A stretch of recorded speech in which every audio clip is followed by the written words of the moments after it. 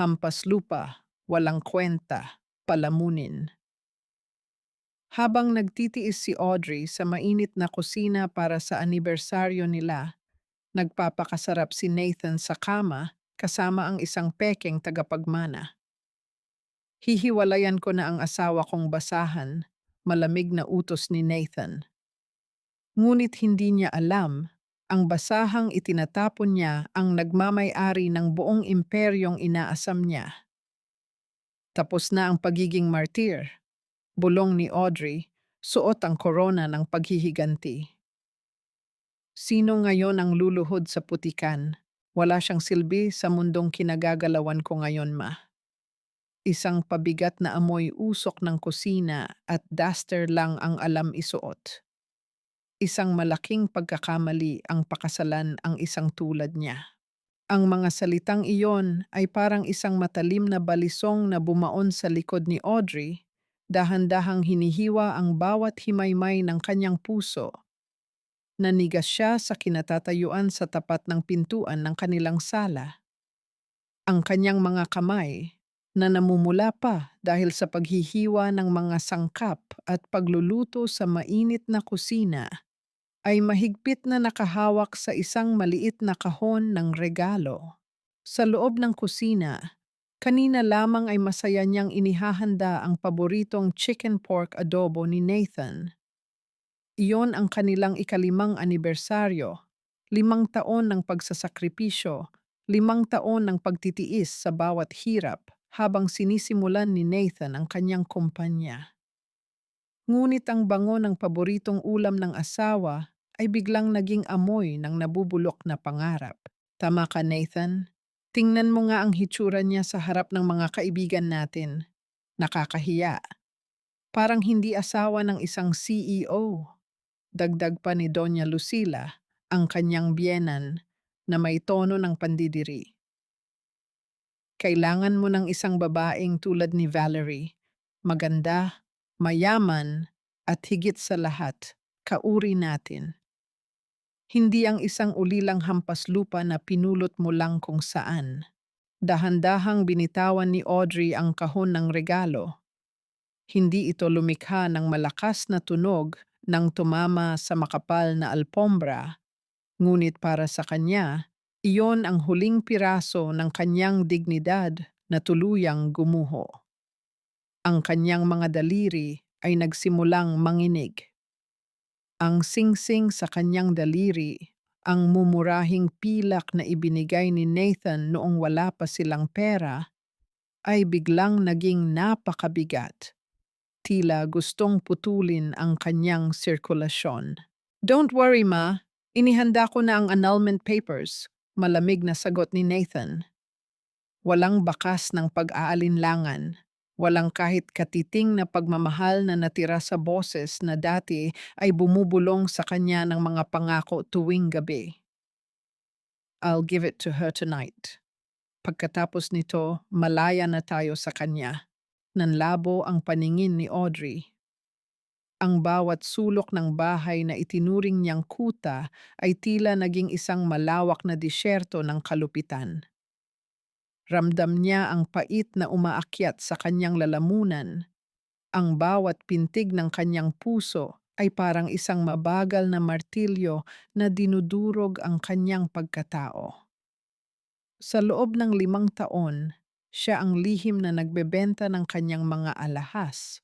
Ang lihim na gumagamit ng kanyang maliit na allowance mula sa isang lihim na pondo para lamang hindi mabangkarote ang kumpanya ni Nathan.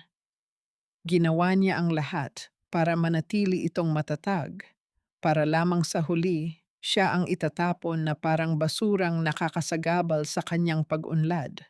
Hanggang kailan ako magiging bulag sa katotohanang ang taong pinag-alayan ko ng bawat hininga at patak ng pawis ay siya ring kukuha ng lahat mula sa akin ng walang kasing lupit.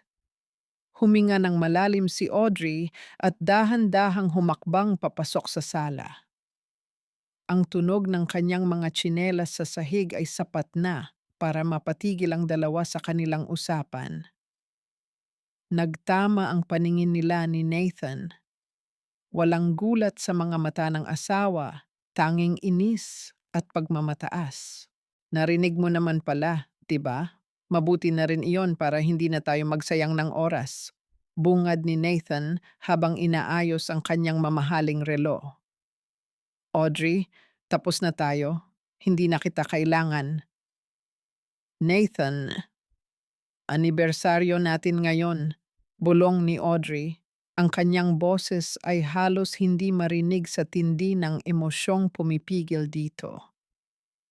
Lahat ng tiniis ko, lahat ng itinulong ko sa iyo. Itinulong? Ang pagluluto at paglalaba ba ang tinatawag mong tulong? Tumatawang sabat ni Doña Lucila. Huwag kang ilusyunan, Audrey. Ang talino ni Nathan ang nagdala sa kanya rito, hindi ang pagiging katulong mo. Ngayon, umakyat ka at ilabas mo na ang mga gamit mo. Ayaw naming makita ang mukha mo rito paggising namin bukas. Hindi na nakasagot si Audrey. Ang bawat salita ay parang latigo na humahampas sa kanyang balat. Tumingin siya kay Nathan, naghahanap ng kahit isang kislap ng awa, ngunit pader ng yelo ang sumalubong sa kanya. Sa sandaling iyon, ang huling hibla ng pag-asa ni Audrey ay tuluyang naputol. Tumalikod siya at dahan-dahang umakyat sa hagdan. Ang bawat hakbang ay parang pag-akyat sa isang bundok ng tinik. Pagpasok sa kanilang silid, hindi siya nag-impake ng marami. Kinuha lang niya ang isang maliit na bag at ang kanyang lumang passport. Wala siyang kinuha sa mga hiyas na binili ni Nathan kamakailan dahil alam niyang bawat butil niyon ay may bahid ng pagtataksil. Pagbaba niya, naghihintay na si Doña Lucila sa paanan ng hagdan. Hawak nito ang isang baso ng tubig at nang makalapit si Audrey, nang walang babala ay isinaboy ito sa kanyang mukha. Iyan ay para magising ka sa katotohanan na hindi ka kailanman magiging isa sa amin, pagmamatigas ng matanda. Lumayas ka na! Ngayon din! Naglakad si Audrey palabas ng mansyon. Sa labas, ang langit ay tila nakikiramay. Ang madilim na ulap ay nagsimulang maglabas ng malalakas na patak ng ulan. Sa bawat hakbang niya palayo sa gate, ang lamig ng ulan ay unti-unting pumapalit sa init ng kanyang galit. Basang-basa ang kanyang duster, ang kanyang buhok ay nakadikit sa kanyang mukha, at ang kanyang mga paa ay nagsisimulang manginig sa lamig. Huminto siya sa gilid ng kalsada, tinititigan ang malaking bahay na dati niyang tinawag na tahanan. Ang ilaw sa loob ay maliwanag, puno ng tawanan ni Nathan at ng kanyang ina, tila ipinagdiriwang ang kanyang pag-alis. Sa gitna ng dilim at ulan, isang itim na sasakyan ang dahan-dahang huminto sa tapat niya. Ang liwanag ng headlight nito ay tumama sa kanyang umiiyak na mukha. Bumukas ang pinto ng sasakyan at isang matandang lalaki na may awtoridad at lungkot sa mga mata ang lumabas. May hawak na payong upang protektahan siya mula sa unos. Senyorita Audriana, maugong na tawag nito. Sapat na po ang pagpapanggap. Pinapasundo na kayo ng inyong ama. Oras na para bumalik ang tunay na nagmamay-ari ng lahat ng ito. Lumingon si Audrey sa mansyon ng mga Salazar sa huling pagkakataon. Isang malamig at mapait na ngiti ang sumilay sa kanyang mga labi sa gitna ng ulan. Opo, Butler Simon. Tapos na ang Audrey na kilala nila. Sabihin niyo kay Papa, uuwi na ang kanyang anak. Iwan mo ang lahat, Audrey. Maging ang mga damit na suot mo, kung tutuusin ay galing sa pera ko. Ang boses ni Nathan ay kasing lamig ng hanging dala, ng hanging habagat na humahampas sa labas ng mansyon. Nakatayo siya sa gitna ng sala, Ang kanyang mga kamay ay nasa loob ng bulsa ng kanyang mamahaling pantalon habang pinapanood ang kanyang asawa na nanginginig sa takot at pait. Ang bawat salita niya ay parang isang mabigat na selyo na tumatapos sa 5 taon ng kanilang pagsasama. 5 taon na tila itinuring lang niyang isang masamang panaginip. Hindi makapaniwala si Audrey habang nakatingin sa lalaking dati ay nangakong poprotektahan siya hanggang sa huling hininga nito. Ang kanyang puso ay parang isang tuyong dahon na dinudurog ng malalakas na hakbang. Nathan, wala akong kinuha. Ang mga ito lang ang dinala ko noong pinili kita sa kabila ng lahat. Pakiusap niya, ang kanyang tinig ay basag at puno ng pagsusumamo. Ngunit bago pa man makasagot si Nathan, isang marahas na kamay ang humablot sa suot-suot na lumang bag ni Audrey. Si Doña Lucila, na may mukhang puno ng pait at kasakiman, ay mabilis na hinalughog ang laman nito. Anong wala? Siguradong may itinatago ka rito, sigaw ng matanda. Nilaglag nito ang lahat ng laman ng bag sa malamig na sahig, isang suklay, isang lumang pitaka, at ang inihandang maliit na cake para sa kanilang anibersaryo na ngayon ay durog-durog na sa semento. Kinuha ni Doña Lucila ang pitaka at binuksan ito. Kinuha niya ang natitirang 2,000 piso na baon ni Audrey, ang perang pinag-ipunan nito mula sa pagtitipid sa pamamalengke para lamang may mabili silang espesyal na ulam.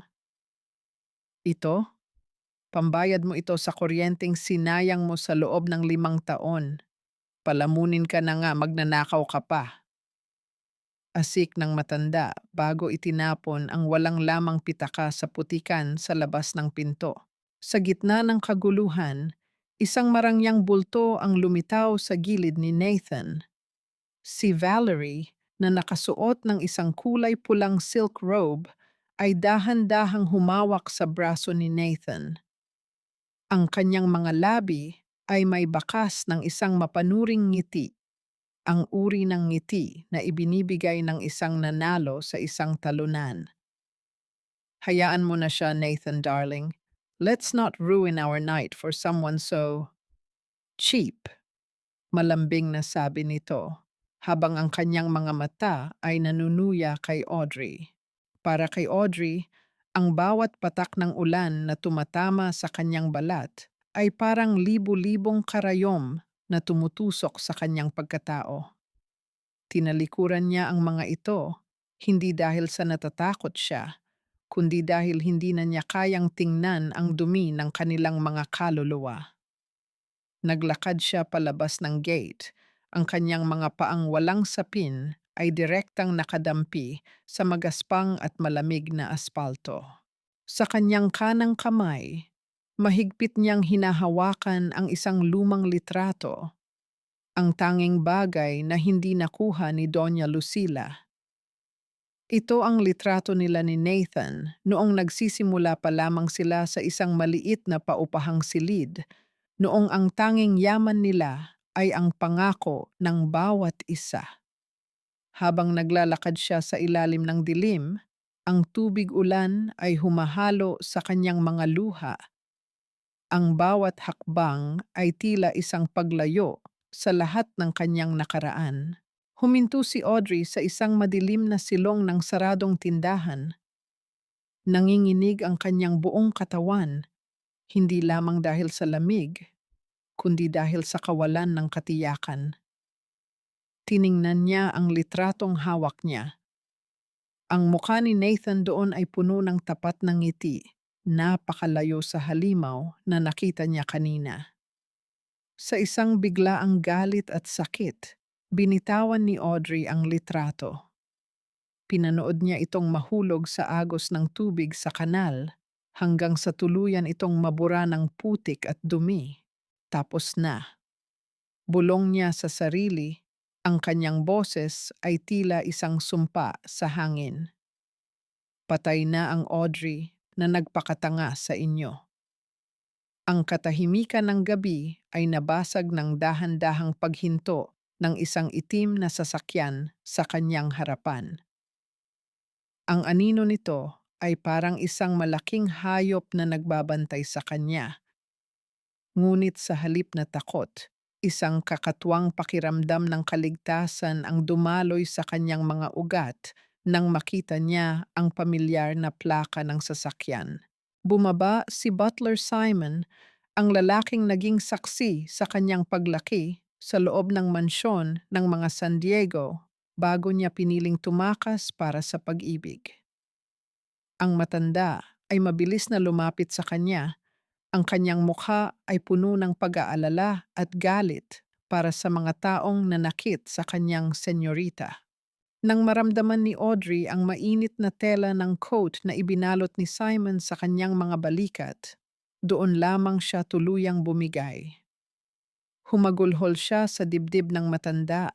Ang lahat ng pait na kinimkim niya sa loob ng 5 taon ay ibinuhos niya sa ilalim ng dagundong ng kulog. "Uwi na tayo, Senyorita Audriana," malambing na sabi ni Simon habang inaalalayan siyang pumasok sa loob ng sasakyan.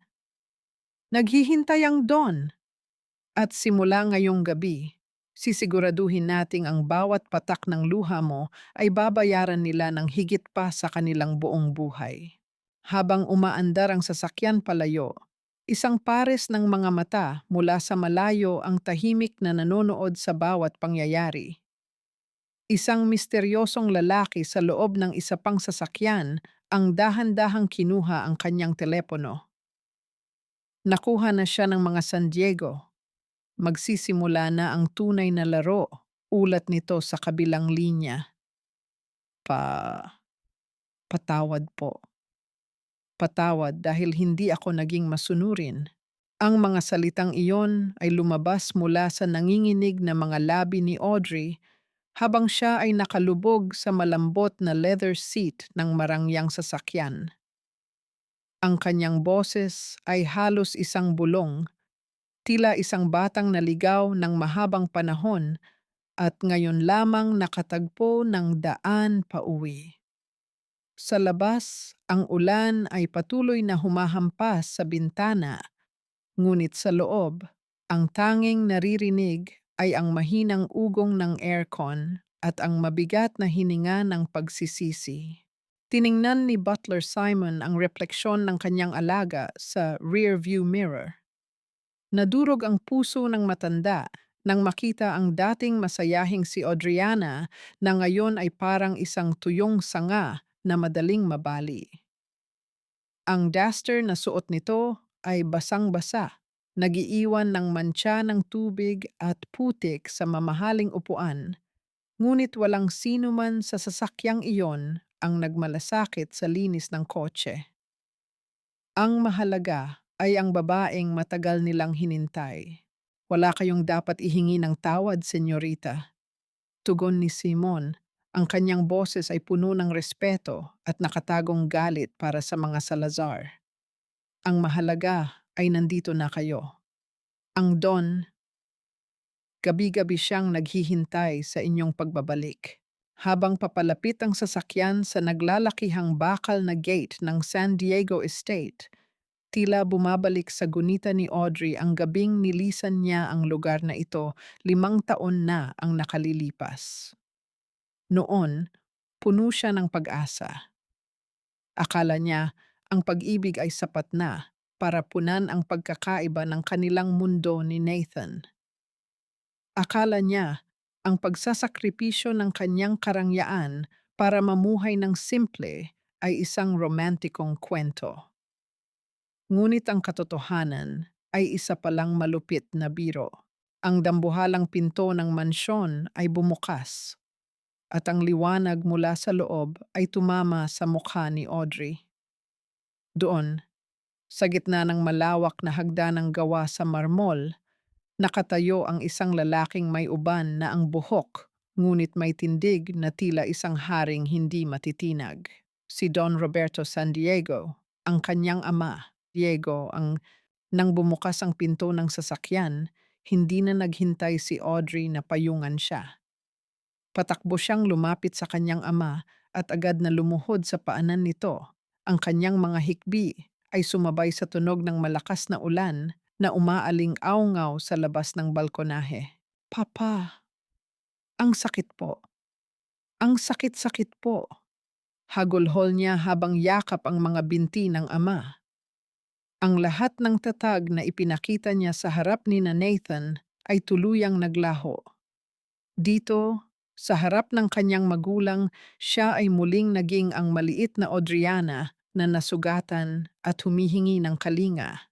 Dahan-dahang yumuko si Don Roberto at binuhat ang kanyang anak. Sa kabila ng kanyang edad, may lakas pa rin ang kanyang mga bisig upang kargahin ang bigat ng pighati ni Audrey. Nang mahawakan niya ang mga kamay ng anak, naramdaman niya ang kalyo at ang pagiging magaspang nito. Ang mga kamay na sanay sa gintong kubyertos ay naging mga kamay ng isang katulong sa loob ng 5 taon. Isang tahimik na luha ang pumatak mula sa mga mata ng matanda. Tahan na, Audriana, bulong ni Don Roberto. Ang kanyang boses ay malalim at puno ng pangako ng proteksyon. Nandito na ang papa. Walang sino man ang makakasakit sa iyo muli. Ang bawat luhang ibinuhos mo ngayong gabi, ituturing nating bawat patak ng dugo na kukunin natin sa kumpanya ng mga Salazar. Inakyat ni Don Roberto ang kanyang anak sa dating silid nito. Ang lahat doon ay nanatiling pareho. Ang amoy ng jasmine, ang malalambot na seda, at ang katahimikang hindi kailanman naramdaman ni Audrey sa maliit at maingay na bahay ng mga Salazar. Pinanood niya ang mga katulong na mabilis na kumilos upang kumuha ng mainit na tubig at malilinis na tuwalya. Pagkatapos maligo at makapagpalit ng malinis na damit, nakahiga si Audrey sa kanyang kama habang hinahaplos ng kanyang ama ang kanyang buhok. Ang katahimikan ay nabasag nang may inilapag na folder si Butler Simon sa gilid ng kama. Don Roberto, ito na po ang mga dokumento ng Project Zenith, ulat ni Simon. Tama po ang hinala ng senyorita. Ang kumpanya ni Nathan Salazar ay nakatayo lamang dahil sa lihim na pondong ibinibigay ni Senyorita Audriana buwan-buwan mula sa kanyang sariling trust fund. Ang lahat ng kanilang tagumpay ay galing sa ating pamilya. Isang malamig na ngiti ang sumilay sa mukha ni Don Roberto habang tinitingnan ang mga papel.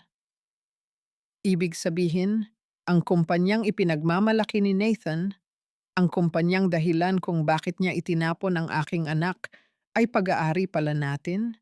Tumingin si Audrey sa kanyang ama. Ang kanyang mga mata, na dati ay puno ng pagmamahal para kay Nathan, ay unti-unting nagiging matalim at malamig na parang kristal. Hindi lang ang kumpanya niya ang kukunin ko, Papa, sabi ni Audrey. Ang kanyang boses ay wala ng bakas ng pag-iyak. Kukunin ko ang lahat ng bagay na nagpapasaya sa kanila. Gusto kong maramdaman nila kung paano ang maging walang-wala sa gitna ng ulan. Tumango si Don Roberto, tila nasiyahan sa pagbabago ng kanyang anak. Matulog ka na, anak ko. Pagkagising mo, wala ng Audrey na asawa ni Nathan. Ang magigising ay ang tanging tagapagmana ng Imperyong San Diego. Habang dahan-dahang pumipikit ang mga mata ni Audrey, isang huling imahe ang pumasok sa kanyang isip. Ang mukha ni Nathan na tumatawa kasama si Valerie. Ngunit sa pagkakataong ito, hindi na siya nasasaktan. Sa halip, naramdaman niya ang isang kakatuwang excitement. Ngunit sa labas ng kanyang silid, may isang misteryosong tawag na tinanggap si Butler Simon. Sir, may problema. May isa pang kumpanya na lihim na bumibili ng shares ng kumpanya ni Nathan at hindi ito galing sa atin. Napahinto si Simon. May isa pang manlalaro sa dilim. Isang tao na tila may sariling plano para sa pagbagsak ni Nathan Salazar. Ito na ang bagong simula mo, Audriana. Kalimutan mo na ang duming pilit mong niliyasan dahil simula ngayon, ikaw na ang hahawak sa tadhana ng mga taong umapak sa iyo. Ang mga salitang iyon ng kanyang ama ay paulit-ulit na umaalingaw sa isip ni Audriana habang tinititigan niya ang kanyang sarili sa dambuhalang salamin sa loob ng kanyang silid. Hindi na ang babaeng may amoy ng usok ng kusina at may magulong buhok ang nakikita niya. Ang babaeng nasa harap niya ngayon ay nakasuot ng isang mamahaling itim na silk robe. Ang kanyang balat ay muling kuminang matapos ang mahabang paliligo sa mga mabangong langis, at ang kanyang mga mata, na dati ay laging puno ng pag-aalala, ay mayroon na ngayong talim na kasing lamig ng bakal. Dahan-dahan niyang itinaas ang kanyang mga kamay. Hinaplos niya ang kanyang mga daliri na unti-unti nang lumalambot, ngunit nananatili pa rin ang mga kalyo mula sa 5 taon ng paglilinis ng bahay at paglalaba ng mga damit ni Nathan. Isang mapait na ngiti ang sumilay sa kanyang mga labi. Ang bawat kalyong ito ay paalala ng kanyang katangahan, ngunit ngayon, ito rin ang magsisilbing gasolina para sa kanyang paghihiganti. Senyorita, handa na po ang lahat sa opisina, boses ni Butler Simon mula sa labas ng pinto, na sinundan ng marahang pagkatok na tila isang maingat na musika. Papasok na ako, Simon, sagot niya. Ang kanyang boses ay wala ng bakas ng pag-aalinlangan. Ito ay boses ng isang reynang handang bawiin ang kanyang kaharian. Sa loob ng San Diego Tower, ang pinakamataas na gusali sa gitna ng lungsod, lahat ng empleyado ay napahinto sa kanilang ginagawa nang bumukas ang elevator. Isang babaeng balot ng awtoridad, nakasuot ng isang tailored white suit at may suot na itim na sunglasses, ang naglalakad ng may tiwala sa sarili. Sa likod niya ay si Don Roberto at isang grupo ng mga bodyguard. Walang nakakilala na siya ang babaeng madalas nilang makitang naglalakad nang nakayuko noon sa mga mall. Pumasok si Audriana sa boardroom kung saan naghihintay ang mga matataas na opisyal ng San Diego Group. Umupo siya sa dulo ng mahabang mesa sa tabi ng kanyang ama. Ilabas ang listahan ng lahat ng kumpanyang nasa ilalim ng Project Zenith. Utos niya sa kanyang assistant. Nang makita niya ang pangalan ng kumpanya ni Nathan, ang Salazar Tech Solutions, naramdaman niya ang mabilis na pagtibok ng kanyang puso. Ngunit hindi ito dahil sa pag-ibig. Ito ay dahil sa pananabik na makitang gumuho ang lahat ng ipinagmamalaki ng asawa. Simulan ang Phase 1, malamig na sabi ni Audriana. I-freeze ang lahat ng discretionary funds na dumadaloy mula sa aking trust fund patungo sa kanilang kompanya. Gusto kong makita kung gaano katagal mananatiling nakatayo ang kumpanya ni Nathan nang wala ang perang galing sa basahang tulad ko. Samantala, sa opisina ni Nathan, abala ang lalaki sa pagbubukas ng isang bote ng mamahaling wine kasama si Valerie. To our success, darling, ani Nathan habang nakangiti ng malapad. Sa wakas, wala na ang pabigat sa buhay ko. Ngayon makaka-focus na tayo sa pagkuha ng investment mula sa San Diego Group. I'm so proud of you, Nathan, malambing na sagot ni Valerie habang hinahaplos ang braso ng lalaki. Dapat lang na itinapon mo ang babaeng iyon. You deserve a queen like me. Ngunit ang kanilang pagdiriwang ay nabasag nang tumunog ang telepono sa lamesa ni Nathan. Ang tunog niyon ay tila isang babala ng paparating na unos. Nang sagutin niya ito, unti-unting nawala ang ngiti sa kanyang mga labi. Ano? Anong ibig mong sabihin na hindi pumasok ang pondo? 1 linggo na tayong delay. Habang nakikinig sa paliwanag ng kanyang accountant, Hindi mapakali si Nathan. Hindi niya alam na sa mismong sandaling iyon, si Audriana ay nasa kanyang sariling opisina, hawak ang isang maliit at lumang kahon. Ito ang golden moment ni Audriana. Dahan-dahan niyang binuksan ang kahon. Sa loob niyon ay ang mumurahing pilak na singsing na ibinigay ni Nathan noon at ang lahat ng mga resibo ng mga gamot ni Doña Lucila at mga bayarin sa kompanya na siya ang nagbayad gamit ang sariling ipon. Kinuha niya ang singsing at inilagay ito sa loob ng isang maliit na plastic bag, kasama ang isang note, bayad sa 5 taon ng panunuluyan. Simon, tawag niya sa kanyang butler. Ipadala mo ito sa opisina ni Nathan Salazar. Ngunit huwag mong sasabihin kung kanino galing, hayaan mo siyang manghula. Sa mansyon naman ng mga Salazar, abala si Doña Lucila sa pagpapakitang gilas sa kanyang mga kaibigan. Ipinapakita niya ang isang diamond necklace na kinuha niya mula sa mga gamit ni Audrey bago ito lumayas. Galing ito sa anak ko, pagsisinungaling ng matanda. Binili niya ito para sa akin dahil alam niyang wala nang pakialamerang dumi sa bahay namin. Nakangiti si Doña Lucila. Hindi alam na ang kwintas na iyon ay mayroong nakatagong GPS tracker na inilagay ni Audriana noon pa man para sa kanyang sariling seguridad. Sa screen ng tablet ni Audriana, nakikita niya ang bawat galaw ng matanda. Magsaya kayo habang kaya niyo pa. Bulong ni Audriana habang tinititigan ang lungsod mula sa kanyang bintana. Dahil ang bawat bagay na kinuha niyo sa akin, babawiin ko ng may kasamang interes. Ngunit bago matapos ang araw, isang mensahe ang natanggap ni Audriana mula sa kanyang lihim na investigator. Ma'am, kumpirmado na po.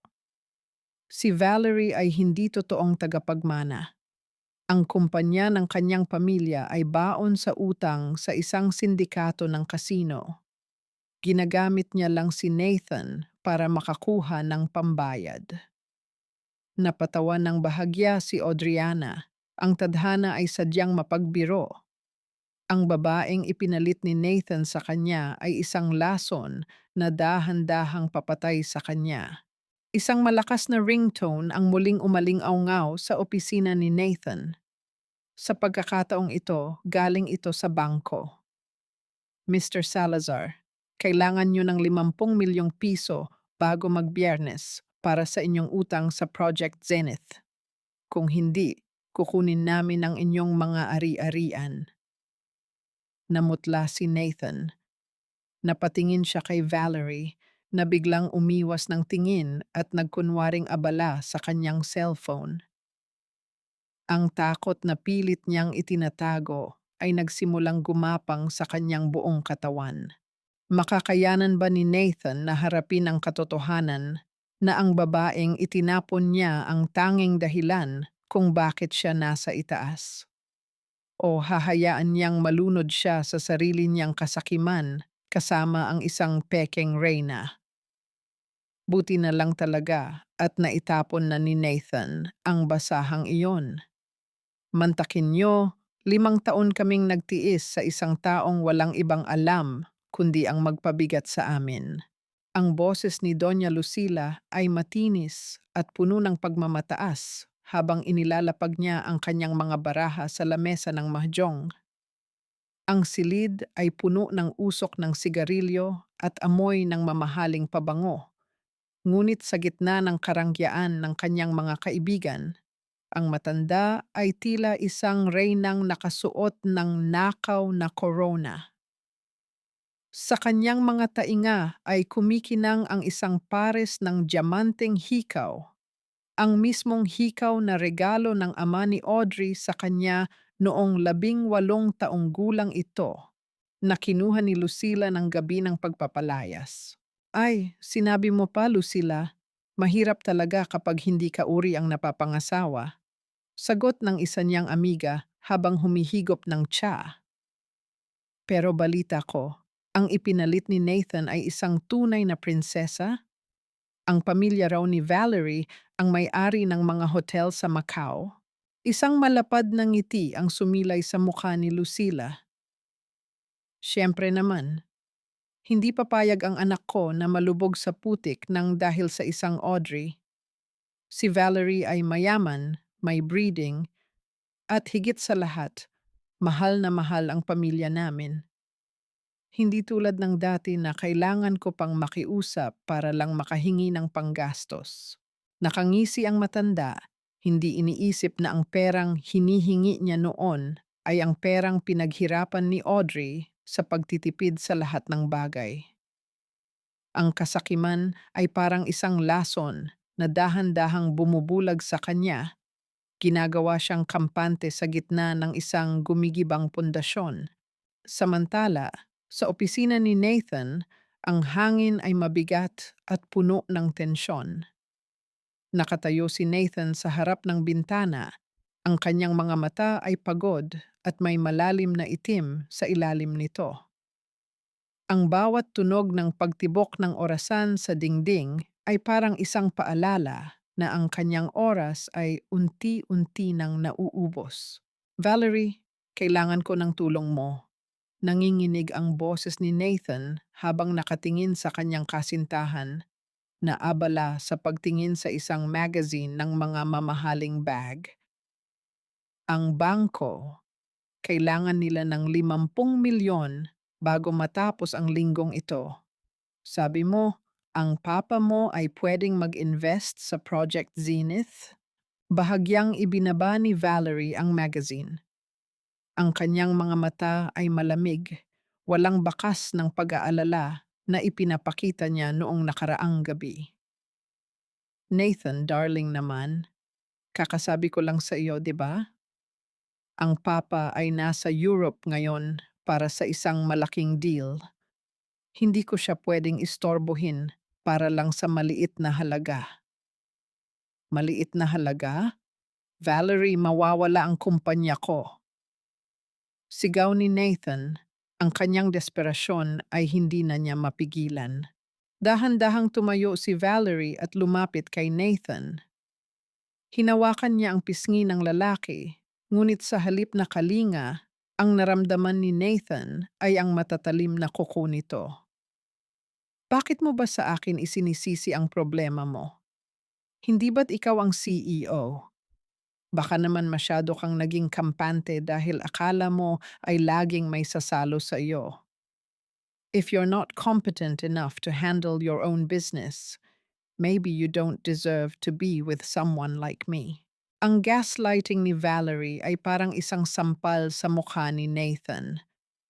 Hindi siya makapaniwala na ang babaeng itinuring niyang anghel ay kaya siyang tignan ng ganito sa oras ng kanyang kagipitan. Sa kanyang isip, biglang pumasok ang imahe ni Audrey. Si Audrey na kahit kailan ay hindi siya pinagbuhatan ng kamay o salita. Si Audrey na laging may nakahandang ngiti at mainit na yakap tuwing siya ay problemado. Ngunit mabilis niyang iwinaksi ang kaisipang iyon, hindi. Hindi pwedeng si Audrey ang solusyon. Sa San Diego Tower, tahimik na pinapanood ni Audriana ang lahat sa pamamagitan ng kanyang mga tauhan. Ang bawat ulat tungkol sa pag-aaway ni Nathan at Valerie ay nagbibigay sa kanya ng isang kakatwang pakiramdam.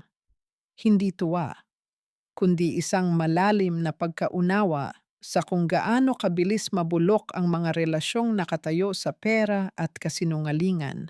Simon, tawag ni Audriana sa kanyang butler habang tinititigan ang portrait ng kanyang yumaong ina. Ipadala ang eviction notice sa bahay ng mga Salazar.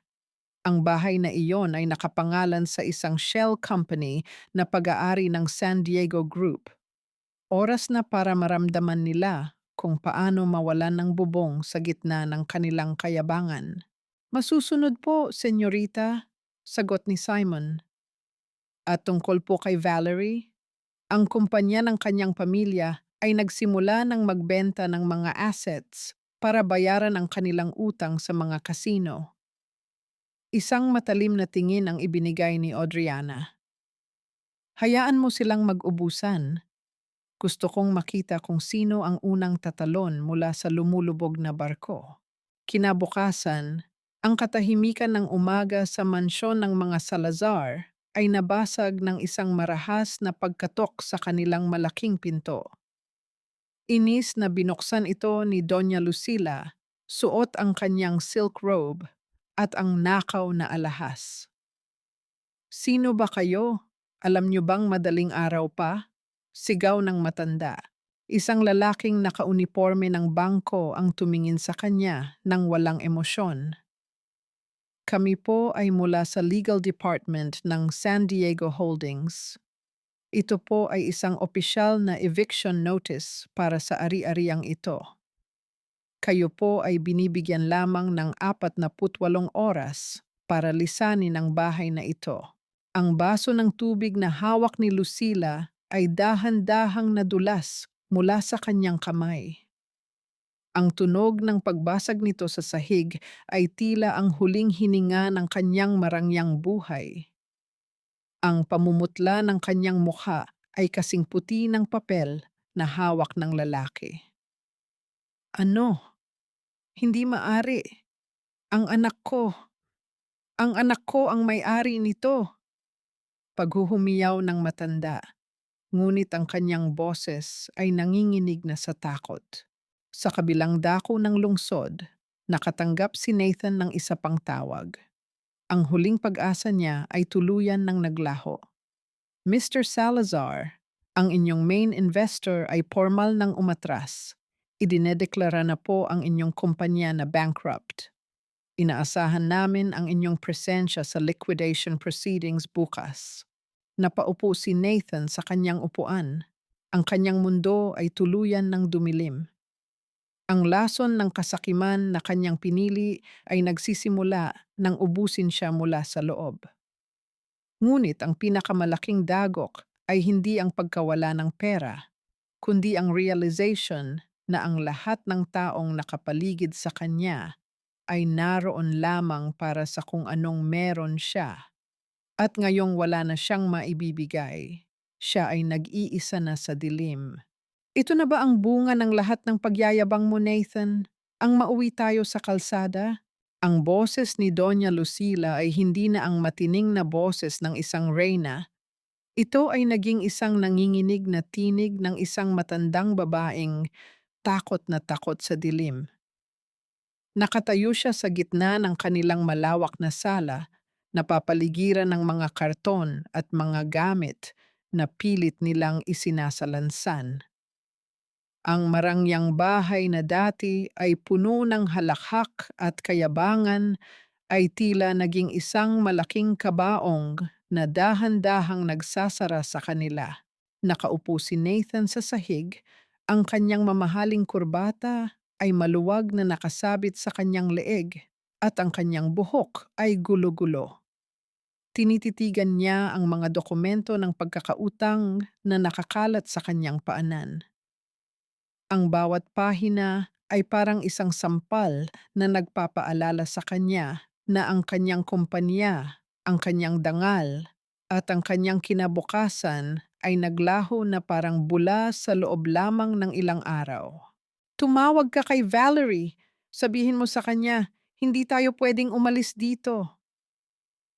Sigaw ni Lucila habang pilit na isinisiksik ang kanyang mga mamahaling gown sa isang maleta. Isang mapait na tawa ang kumawala sa mga labi ni Nathan. "Valerie? Ma, wala na si Valerie. Kanina ko pa siya tinatawagan pero the number you dialed is no longer in service." Iniwan na niya tayo sa sandaling malaman niyang wala na akong maibubuga. Sa San Diego Tower, tahimik na nakatayo si Audriana sa harap ng malawak na bintana. Pinagmamasdan ang mga ilaw ng lungsod na tila mga mumunting bituin sa lupa. Hawak niya ang isang baso ng mainit na tsaa at ang kanyang isip ay naglalakbay sa nakaraan. Naalala niya ang isang gabi, 3 taon na ang nakalilipas. Noon, ang kumpanya ni Nathan ay malapit ng bumagsak dahil sa isang maling investment. Si Audrey noon ay palihim na nagbenta ng kanyang tanging alaala mula sa kanyang yumaong ina, isang vintage na relo, upang makalikom ng pondo para sa payroll ng mga empleyado ni Nathan. Naalala niya ang tuwa sa mga mata ng asawa nang sabihin niyang nakahanap siya ng sideline. Hindi alam ni Nathan na ang kanyang asawa ay naglalakad sa ilalim ng init ng araw para lamang makatipid sa pamasahe. Utang na loob, bulong ni Audriana sa hangin. Isang konsepto na hindi kailanman naintindihan ni Nathan. Dahan-dahang lumapit si Butler Simon sa kanya. Senyorita, ang kumpanya ni Nathan ay formal nang isinara kaninang hapon at ang mga ari-arian nila ay nakatakdang hatakin sa loob ng 24 na oras. Ngunit may balita po kami. Si Nathan ay nagpumilit na humingi ng appointment sa CEO ng San Diego Group. Isang matalim na ngiti ang sumilay sa mga labi ni Audriana.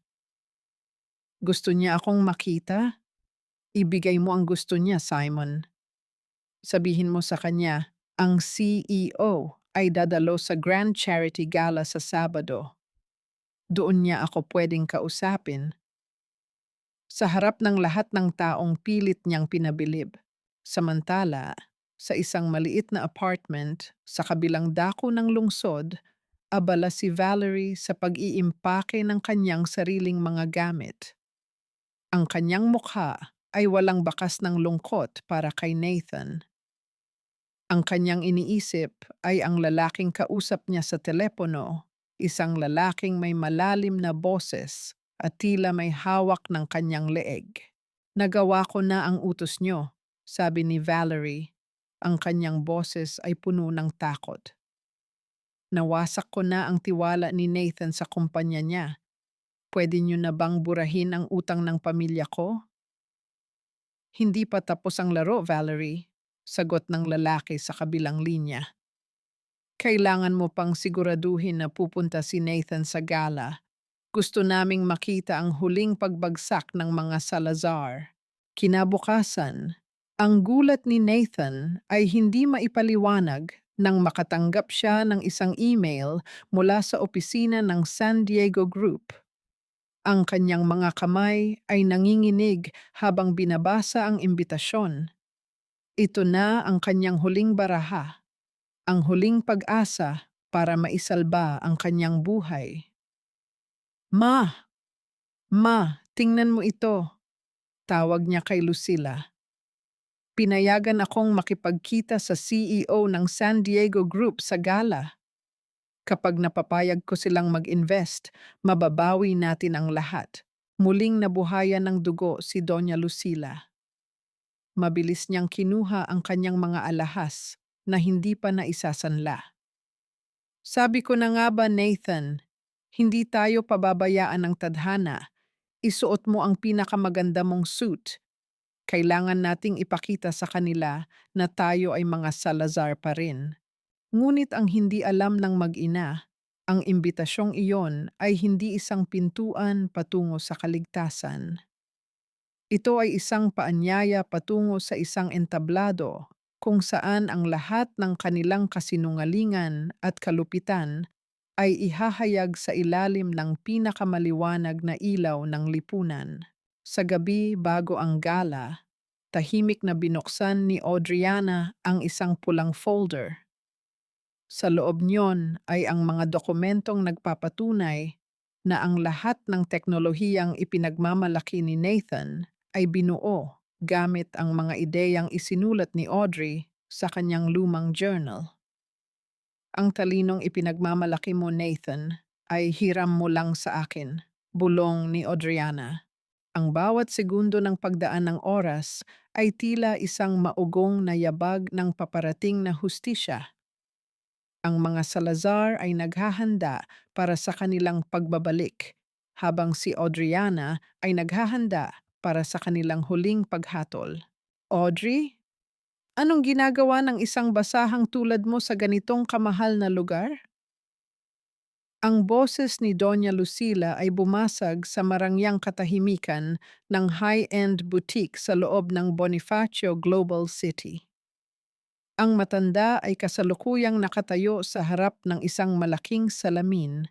Sinusukat ang isang kulay gintong gown na tila pilit itinatago ang kanyang pagkapahiya. Sa tabi niya ay si Valerie na may bitbit na 3 mamahaling bag, kahit na ang totoo ay wala na itong laman na credit card na gumagana. Dahan-dahang humarap ang babaeng tinawag nilang Audrey. Ngunit sa sandaling magtama ang kanilang mga mata, tila napatigil ang pag-ikot ng mundo ni na Lucila at Valerie. Ang babaeng nasa harap nila ay nakasuot ng isang emerald green na silk dress na yumayakap sa kanyang bawat galaw ng may dignidad. Ang kanyang buhok ay maingat na nakastyle at ang kanyang mukha ay may bakas ng kapangyarihang hindi nila kailanman nakita noong siya ay nakatira pa sa kanilang kusina. Mukhang naligaw ka yata, Audrey. Ang ukay-ukay ay nasa kabilang kalsada. Pangungutya ni Valerie, bagaman may kaba na siyang nararamdaman dahil sa kakaibang aura ng dating asawa ni Nathan. Sino ang niloloko mo? Magnanakaw ka ba ngayon? O baka naman naghahanap ka ng mapapasukang trabaho bilang labandera rito? Hindi natinag si Audriana. Ang kanyang mga mata ay nanatiling malamig at kalmado, tila pinagmamasdan lamang niya ang 2 langaw na pilit na dumadapo sa kanyang mamahaling damit. Ang mga taong walang halaga ay madalas na maingay para lamang mapansin. Mahinahon niyang sagot. Ang boses ay may lalim na tila galing sa isang dambuhalang korporasyon. At ang mga taong baon sa utang ay madalas na nagpapakitang gilas sa mga lugar na hindi naman nila kayang bayaran. Namula sa galit si Doña Lucila. Lakas ng loob mong magsalita ng ganyan. Guard, guard, palabasin niyo ang babaeng ito. Hindi siya nababagay rito, isa lang siyang hampas lupa. Mabilis na lumapit ang manager ng boutique. Ngunit sa halip na paalisin si Audriana, yumuko ito ng napakababa sa harap niya. Senyorita Audriana, pasensya na po sa istorbo. Handa na po ang lahat ng inyong pinili. Gusto niyo po bang ipa-deliver na lang namin ito sa inyong mansyon? Nanlaki ang mga mata ni na Lucila at Valerie. Ang manager na kanina ay halos hindi sila pansinin ay tila isang tapat na aliping naglilingkod sa basahang nilalait nila. Salamat, Elena, tugon ni Audriana. Tumingin siya sa rack ng mga damit na kasalukuyang sinusukat ni na Lucila. Bilhin mo ang lahat ng nasa loob ng boutique na ito. Lahat. Maliban sa mga damit na nahawakan na ng 2 iyan. Ituring nating kontaminado na ang mga iyon. Inilabas ni Audriana ang kanyang black card. Ang card na tanging ang top 0.1% lamang ng lipunan ang meron. Nang makita ni na Lucila ang kumikinang na itim na card, tila naubusan sila ng hininga. Ang lahat ng kanilang kayabangan ay natunaw na parang yelo sa gitna ng apoy. Paano ka nagkaroon niyan? Nauutal na tanong ni Valerie.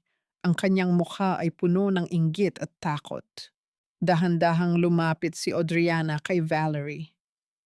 Kinuha niya ang isang simpleng panyo mula sa kanyang maliit na bag at iniabot ito sa babaeng kanina ay nangungutya sa kanya.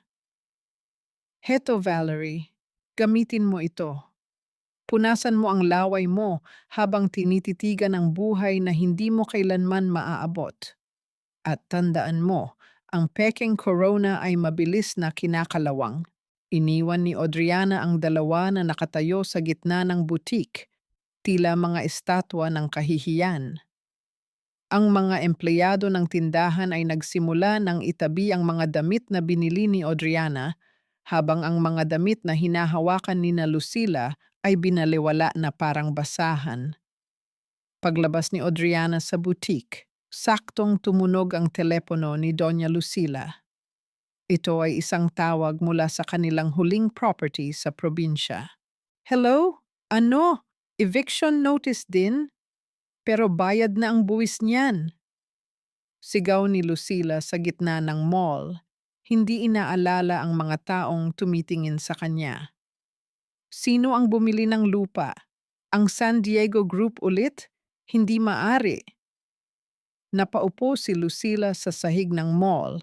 Ang kanyang marangyang gown ay sumayad sa dumi ng sahig. Ang katotohanan ay dahan-dahang sumasakal sa kanya. Bawat sulok na takbuhan nila ay pag-aari na ng babaeng itinapon nila sa ulan. Sa kabilang dako, si Audriana ay nakasakay na sa kanyang limousine. Tiningnan niya ang kanyang black card at muling naisip ang mukha ni Nathan. Ang unang pagyanig ay tapos na, ngunit ang totoong lindol ay magaganap sa gabi ng gala. Walang hiya ka, Nathan. Sinayang mo ang lahat ng pinaghirapan natin. Paano na ako? Saan na ako titira? Ang matinis na sigaw ni Doña Lucila ay yumanig sa loob ng kanilang magulong sala. Ang dating malinis at marangyang bahay ay punong-puno na ngayon ng mga nakabukas na maleta, mga plastic na balot, at ang amoy ng alikabok mula sa mga gamit na matagal nang hindi na igagalaw. Ang bawat salita ng matanda ay parang isang latigo na humahampas sa likod ni Nathan na kasalukuyang nakayuko sa kanyang mesa, hawak ang kanyang sumasakit na ulo. Ma, tumigil na kayo! Hindi niyo ba nakikita? Ginagawa ko ang lahat! Bulyaw ni Nathan, ang kanyang mga mata ay naniningkit sa puyat at galit. Kung hindi dahil sa mga luho nyo at sa pagyayabang nyo sa mga kaibigan nyo, hindi tayo aabot sa ganito. Sinisisi mo ako? Ako na nagpalaki sa iyo? Ako na nagbigay sa iyo ng pangalang Salazar? Muling hiyaw ni Lucila habang tinatapon ang isang mamahaling florera sa sahig. Ang tunog ng pagbasag ng porselana ay tila ang huling hininga ng kanilang dignidad. Dapat ay hindi mo na lang pinalayas ang Audrey na iyon kung alam mong ganito ang mangyayari. Kahit papaano, ang babaeng iyon ay may silbi sa bahay. Sa isang madilim na sulok ng silid, nakatayo si Valerie, tahimik na pinapanood ang mag-ina. Walang bakas ng awa sa kanyang mga mata. Sa halip, abala siya sa pagtatago ng isang maliit na velvet na supot sa loob ng kanyang damit. Sa loob niyon ay ang mga alahas na ninakaw ni Lucila kay Audrey, na ngayon ay balak ibenta ni Valerie para sa sarili niyang kapakanan. Ang bawat minuto na nananatili siya sa bahay na ito ay parang isang kulungan para sa kanya, at naghahanap na siya ng paraan para tuluyang makatakas. Ang tensyon sa pagitan ni na Valerie at Doña Lucila ay naging isang lason na dahan-dahang pumapatay sa kapayapaan ng kanilang tahanan. Wala nang darling, wala nang ma. Ang tanging natira ay ang malamig na pagtutuos ng 2 taong nakatali lamang sa kasakiman. Sa kalagitnaan ng kanilang pag-aaway, isang doorbell ang tumunog. Isang delivery rider ang nakatayo sa labas, may dalang isang simpleng paper bag na may amoy na pamilyar kay Nathan. Nang buksan ni Nathan ang supot, natigilan siya. Sa loob niyon ay isang mangkok ng bagong luto na chicken pork adobo, ang mismong ulam na inihanda ni Audrey noong gabi ng kanilang anibersaryo. Ang bango niyon ay parang isang multo na bumabalot sa kanyang buong katawan. Kasama niyon ay isang maliit na card na may nakasulat na, Bon appetit sa iyong huling hapunan. Nanlamig ang mga kamay ni Nathan. Ang bawat subo ng hangin ay naging mahirap. Ang ulam na iyon ay isang paalala ng lahat ng kanyang tinapon, ang pagmamahal, ang katapatan, at ang tanging taong tunay na nag-alaga sa kanya. Ngunit sa halip na pagsisisi, ang naramdaman niya ay matinding inis. Akala niya ay isa lamang itong masamang biro mula kay Audrey na pilit pa ring naghahabol sa kanya. Sabi ko na nga ba, hindi pa rin siya makabitaw. Bulong ni Nathan sa sarili, pilit na pinatitigas ang kanyang puso. Gagamitin mo pa ang luto mo para mang-insulto? Hintayin mo, Audrey. Kapag nakuha ko ang investment mula sa San Diego CEO sa Sabado, ipapakita ko sa iyo kung sino ang tunay na nanalo. Sa kabilang panig ng lungsod, sa loob ng kanyang opisina, tahimik na nakatingin si Audriana sa monitor kung saan nakikita niya ang reaction ni Nathan. Ang golden moment na ito ay hindi para sa kanya, kundi para kay Nathan, ang huling pagkakataon para malasahan ang kabutihang sinayang nito bago ang tuluyang pagbagsak. Hindi na siya magbabago, Simon, sabi ni Audriana habang tinititigan ang kanyang sariling mga kamay. Ang taong bulag sa sariling kayabangan ay hindi kailanman makakakita ng liwanag. Gaya po ng sabi niyo, senyorita, sagot ni Simon. Ang kumpanya ni Nathan ay opisyal nang idedeklara na bankrupt bukas ng hapon. Wala na silang tatakbuhan. Kinabukasan, isang huling dagok ang sumalubong kay Nathan. Isang tawag mula sa kanyang legal counsel ang tuluyang nagpaguho sa kanyang mundo.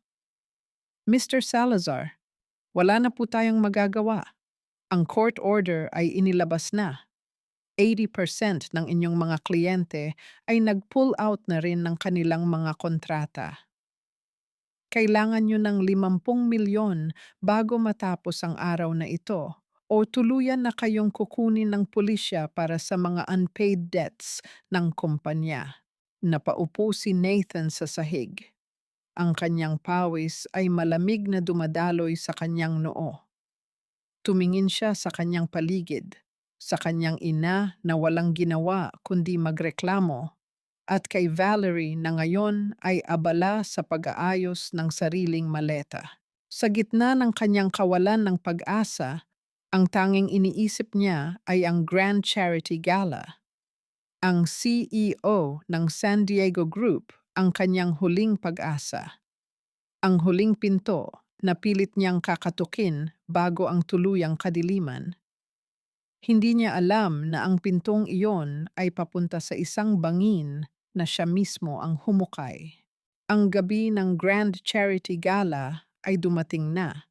Dala ang isang uri ng lamig na tila nanunuot sa buto, hindi dahil sa hanging galing sa aircon ng dambuhalang hotel, kundi dahil sa bigat ng tadhana na nakabitin sa bawat hininga.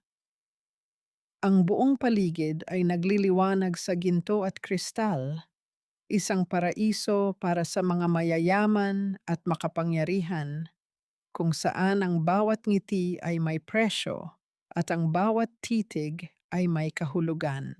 Sa loob ng kanilang maliit at magulong kwarto sa isang mumurahing hotel, dahil kinuha na ng bangko ang kanilang mansyon, nanginginig ang mga kamay ni Nathan habang sinusubukang ayusin ang kanyang kurbata. Ang kanyang mukha ay maputla at ang bawat tingin niya sa salamin ay tila nagpapaalala sa kanya ng isang anino ng lalaking dati ay puno ng kayabangan. Nathan, bilisan mo. Kailangan nating makarating doon bago lumitaw ang CEO, inis na utos ni Valerie. Nakasuot siya ng isang kulay asul na gown na halatang upo lamang at ang kanyang mga alahas ay kumikinang ng labis, tila pilit na sumisigaw ng karangyaan sa gitna ng kanilang kahirapan. Ang totoo, ang mga alahas na suot niya ay ang mga huling piraso na ninakaw ni Lucila kay Audrey. na itinago ni Valerie para sa sarili. Kinakabahan ako, Valerie. Paano kung, paano kung hindi tayo pansinin? Mahinang tanong ni Nathan. Isang mapait na tawa ang kumawala kay Valerie. Huwag kang mahina. Ito na lang ang pag-asa natin. Kapag nakuha mo ang investment ng San Diego, babalik tayo sa taas. Ngayon itayo mo ang balikat mo at magpanggap kang ikaw pa rin ang hari ng tech industry.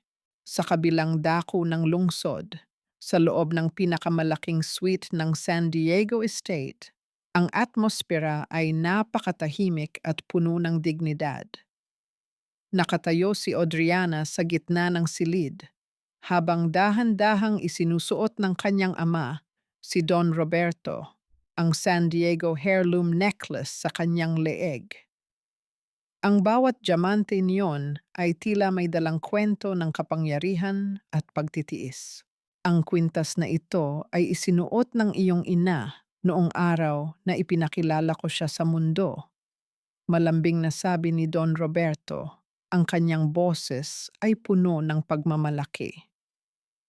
Ngayong gabi, Audriana, isusuot mo ito hindi bilang isang biktima, kundi bilang isang reyna na muling babawi sa kanyang trono. Tumingin si Audriana sa kanyang ama sa pamamagitan ng salamin.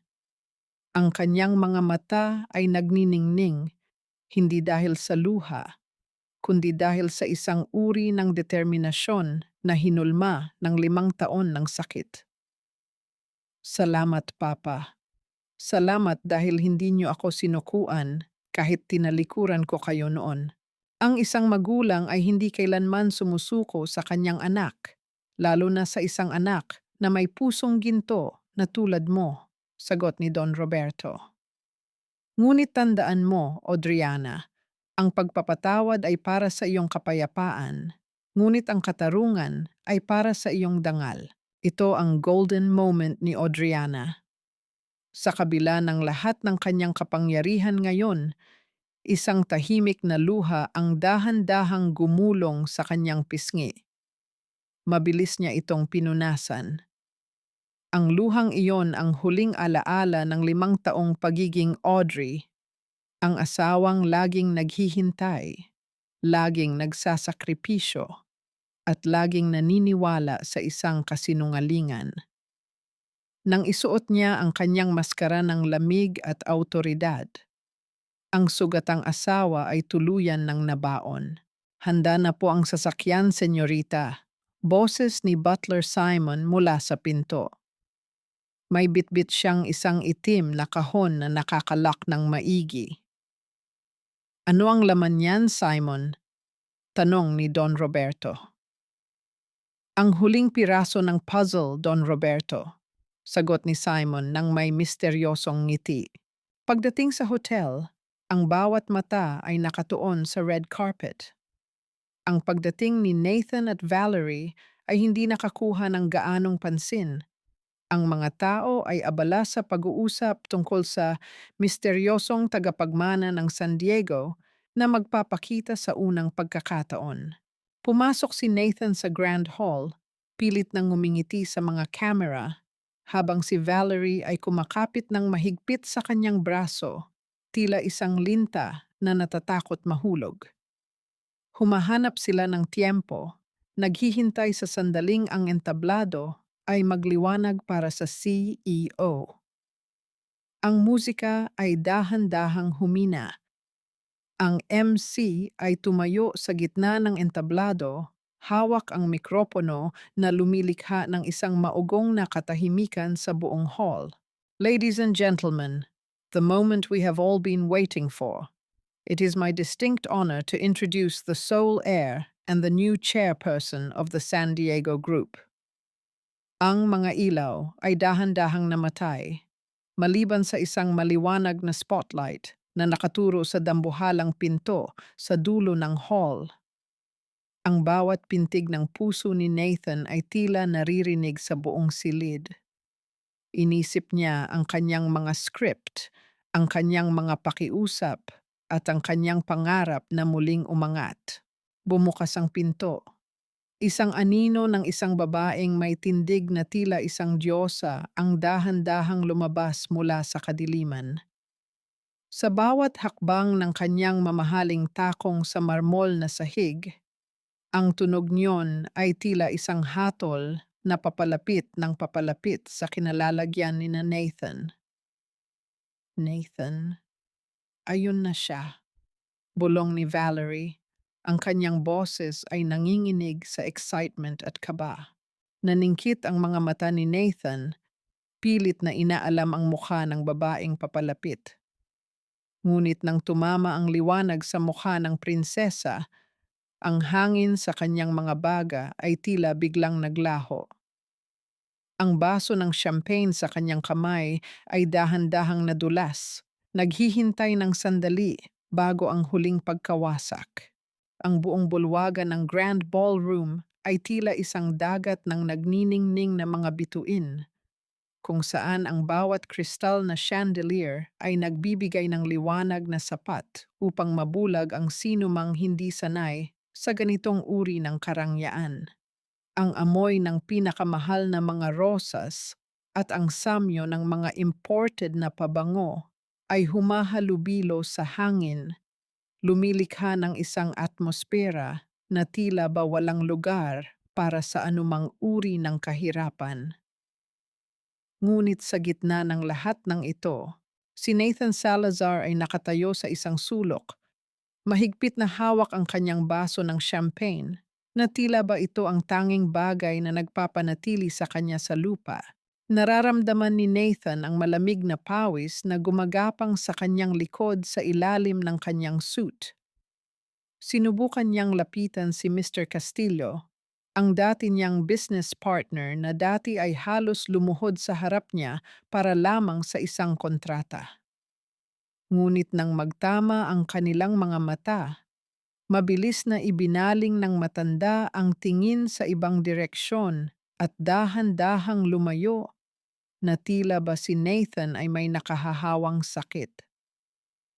Ang mga painting ng industriya ay naamoy na ang dugo ng kanyang pagbagsak sa mundong ito.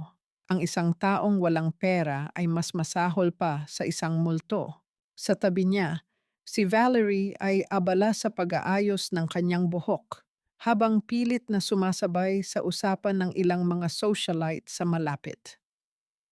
Ipinagmamalaki niya ang kanyang suot na kwintas, ang nakaw na kayamanan ni Audrey, ngunit ang mga babaeng kausap niya ay may mga tingin ng pagdududa at panghuhusga. Ang bawat tawa ni Valerie ay tunog na desperado, isang huwad na musika na pilit na itinatago ang katotohanang sila ay nakatayo na sa gilid ng isang malalim na bangin. Nathan darling, bakit ka ba nakatayo lang dyan? Bulong ni Valerie, ang kanyang mga mata ay naniningkit. Tingnan mo, ayun ang VIP section. Sabi nila, naroon na ang tagapagmana ng San Diego. Kailangan nating makalapit bago pa makuha ng iba ang atensyon niya. Lumingon si Nathan sa direksyon ng VIP section. Isang bahagi ng bulwagan na napapaligiran ng mga gwardyang may matatalim na tingin at nakaharang na velvet ropes. Doon, sa gitna ng mga pinakamakapangyarihang tao sa bansa, ay may isang babaeng nakatalikod. Nakasuot ito ng isang gown na tila binuo mula sa mga hibla ng gabi at bituin, at ang kanyang tindig ay may taglay na awtoridad na nagpapatahimik sa sinumang lumalapit. Grabe, kahit likod lang niya ang nakikita ko, alam mong napaka-classy niya, komento ni Valerie. Ang kanyang boses ay puno ng inggit. Sana ay magustuhan kanya, Nathan. Iyon lang ang tanging paraan para mabawi natin ang lahat. Huminga ng malalim si Nathan. Inayos niya ang kanyang kurbata at dahan-dahang naglakad patungo sa VIP area. Ngunit bago pa man siya makalapit sa velvet rope, isang dambuhalang gwardiya ang humarang sa kanyang harapan. Ang katahimikan ng paligid ay nabasag ng mahinang tunog ng pagharang ng guard sa kanyang daan. Excuse me, nauutal na sabi ni Nathan. Ang kanyang dating kayabangan ay tila nalusaw na. May appointment ako sa CEO. Ako si Nathan Salazar ng Salazar Tech. Ang gwardiya ay hindi man lang kumurap. Tiningnan lang nito ang guest list at ibinalik ang tingin kay Nathan ng may halong pangmamaliit. Wala pong pangalang Salazar sa listahan ng mga VIP, sir. Maaari po kayong manatili sa main hall kasama ang ibang bisita. Pero, pero kailangan ko siyang makausap. Pakiusap ni Nathan, ang kanyang boses ay tumataas na sa desperasyon. Nakikita na niya ang ilang mga bisita na nagsisimulang lumingon at bumubulong. Ito ang huling pagkakataon ko. Please, ipaalam niyo lang sa kanya na narito ako. Ang pahiya at galit ay nagsimulang mamuo sa dibdib ni Nathan, habang ang mga tao ay nagbubulungan tungkol sa dating CEO na nagmamakaawa. Naramdaman niya ang sukdulang kahihiyan. Ngunit bago pa man siya tuluyang kaladkarin, paalis ng gwardiya. Isang dahan-dahang paggalaw mula sa loob ng VIP area ang nagpatahimik sa lahat. Ang babaeng nakatalikod ay dahan-dahang humarap. Ang bawat mata sa bulwagan ay nakatutok sa kanya, naghihintay sa kanyang unang salita. Ang katahimikan ay naging napakabigat, tila ba ang hangin mismo ay tumigil sa pagdaloy. Let him in, isang malamig, pamilyar, at napaka-sopistikadong boses ang umalingaw-ngaw mula sa VIP section. Ang boses na yon ay parang isang talim na humiwa sa alaala ni Nathan. Tumigil sa pagtibok ang puso ni Nathan. Ang boses na iyon, kilala niya ang boses na iyon. Ngunit hindi ito maari. Ang boses na iyon ay kabilang sa babaeng iniwan niya sa gitna ng ulan, ang babaeng tinawag niyang walang kwenta. Dahan-dahang tumabi ang gwardiya at sa ilalim ng maliwanag na spotlight, naglakad palabas mula sa anino ang bagong reyna ng San Diego Group. Ang bawat hakbang ni Audriana mula sa madilim na sulok ng VIP section patungo sa gitna ng liwanag ay tila isang mabagal na paghatol ng tadhana. Ang tunog ng kanyang mamahaling takong sa makinis na sahig ay dahan-dahang umuukit ng takot sa dibdib ni Nathan. Nang tuluyan siyang tumayo sa ilalim ng pinakamaliwanag na spotlight, ang buong bulwagan ay binalot ng isang nakabibinging katahimikan. Napabitaw si Nathan sa kanyang huling pag-asa. Ang kanyang paningin ay nagsimulang lumabo at ang hangin sa kanyang paligid ay tila naglaho. Sa harap niya ang babaeng itinapon niya sa ulan, ang babaeng tinawag niyang basahan at pabigat, ay nakatayo ngayon ng may corona ng kapangyarihan. Ang San Diego heirloom necklace na suot nito ay kumikinang ng higit pa sa anumang hiyas sa silid, tila nanunuya sa kanyang kahirapan. Audrey? Ang tawag ni Nathan ay halos isang hangin lamang, nanginginig at puno ng hindi makapaniwalang sakit. Ang kanyang tuhod ay dahan-dahang nanghihina at ang kanyang mukha ay nawalan ng lahat ng kulay, naging kasing puti ng mga pader ng hotel. Ladies and gentlemen, ang maugong na boses ng MC ay muling umalingaw-ngaw sa paligid. Ang ating kagalang-galang na chairperson, ang nag-iisang tagapagmana ng San Diego Group, Miss Audriana San Diego. Ang pangalang iyon ay parang isang malakas na dagundong ng kulog sa pandinig ni Nathan. Audriana, hindi Audrey. Ang pangalang San Diego na pilit niyang hinahabol sa loob ng maraming buwan ay ang mismong apelyidong itinatago ng asawang binaliwala niya. Sa tabi ni Nathan, si Valerie ay tila nakakita ng isang multo. Ang kanyang mga kamay ay mabilis na napahawak sa kwintas na suot niya, ang kwintas na ninakaw ni Lucilla kay Audrey. Nang magtama ang mata nila ni Audriana, naramdaman ni Valerie ang isang matalim na lamig na dumaloy sa kanyang mga ugat. Napagtanto niya na ang hiyas na kanyang ipinagmamalaki ay pag-aari ng babaeng ngayon ay may hawak ng kanyang leeg. Nathan, hindi ito maari. Nagkakamali lang tayo, di ba? Nauutal na bulong ni Valerie, ngunit maging siya ay alam na ang katotohanan ay hindi na mababago. Dahan-dahang lumapit si Audriana sa kinaroroonan ni na Nathan. Hindi siya sumisigaw. Wala siyang dalang galit sa kanyang mukha, tanging isang malalim at nakakatakot na kalamigan.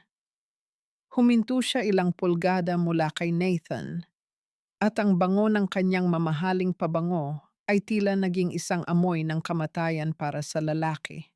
Sabi mo noon, Nathan, na wala akong silbi sa mundong kinagagalawan mo, simula ni Audriana. Ang kanyang boses ay malambing, ngunit may talim ng isang punyal. Sabi mo, ako ang nagpapabigat sa pag-angat mo. Ngayon tingnan mo ang iyong paligid. Ang mundong pilit mong inaakyat ay mundong ako ang may-ari. Audrey, mahal, makinig ka. Hindi ko alam. Pilit na sumasamo si Nathan. Ang kanyang mga kamay ay nanginginig habang sinusubukan niyang hawakan ang kamay ni Audriana, ngunit bago pa man siya makadampi, mabilis na humarang ang mga gwardya. Huwag mong dumiha ang aking pangalan sa iyong maruming bibig, malamig na tugon ni Audriana.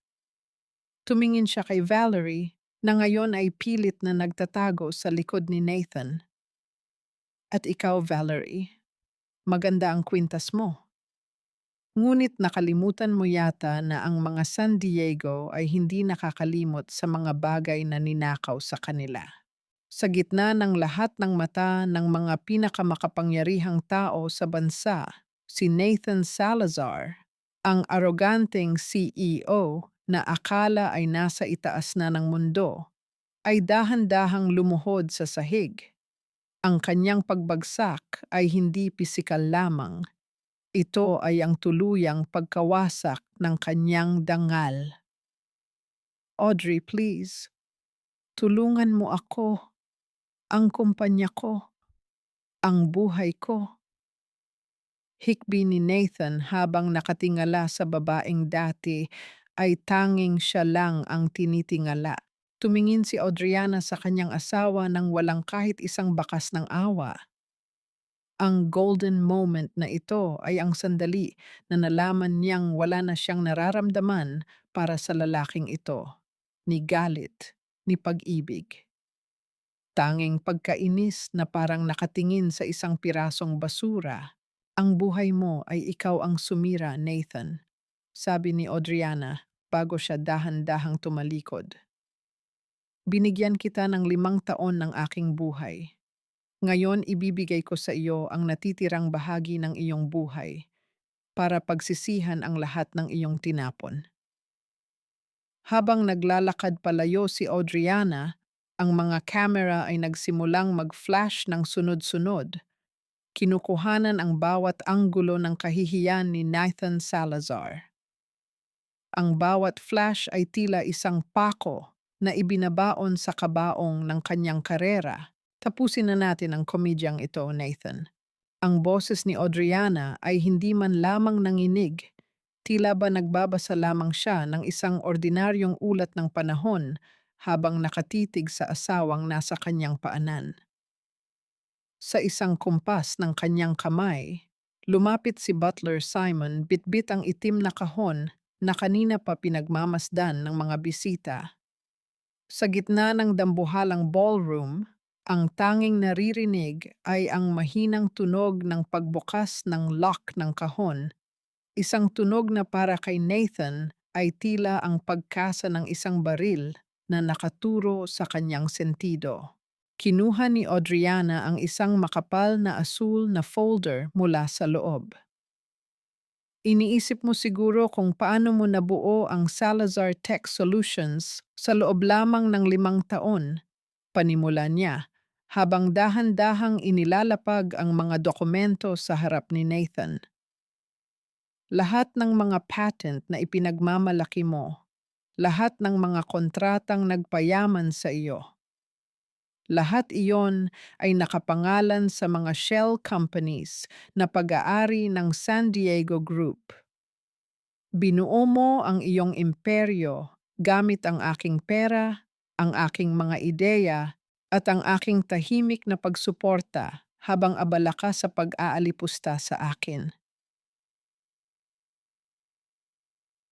Nanginginig ang mga kamay ni Nathan habang binubuklat ang mga papel. Ang bawat pirma roon ay nagpapatunay na siya ay isang tau-tauhan lamang sa loob ng 5 taon.